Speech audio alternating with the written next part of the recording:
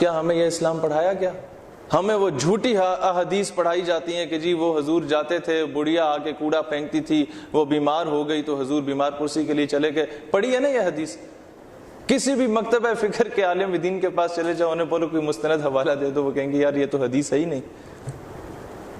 ایسی چیزیں ہمارے نصاب کو مینیپولیٹ کیا گیا۔ اور یہ کیوں یہ چیز ہمیں بچپن سے سنائی جا رہی ہے؟ اس کی وجہ ہے پتہ ہے آپ کو؟ یہ اس لیے نہیں کہ بتایا جائے کہ حضور رحمت اللہ العالمین ہے، یہ اس لیے پڑھائی گئی بچپن سے خود سے حدیث بنا کے کہ کل کو کوئی شخص اٹھ کے جب حضور صلی اللہ علیہ وآلہ وسلم کے خلاف کوئی بات کرتا ہے یا توہین آمیز الفاظ استعمال کرتا ہے اور آپ جا کے اس کے دست و گریبان پکڑ لیتے ہیں، تو آپ سے یہ کہا جائے گا نہیں جی حضور نے تو کوڑا پھینکنے والی کو معاف کر دیا تھا، تم کون ہوتے ہو؟ آپ سمجھ رہے ہیں؟ ایسا معاشرہ جہاں کوئی اپنے باپ کے بارے میں بات نہ برداشت کر سکے، اپنی والدہ کے بارے میں نہ کر سکے، تو اس ہستی کے بارے میں کیسے کر سکتا ہے جو غاروں میں جا کے اشک بہاتی تھی ہمارے لیے؟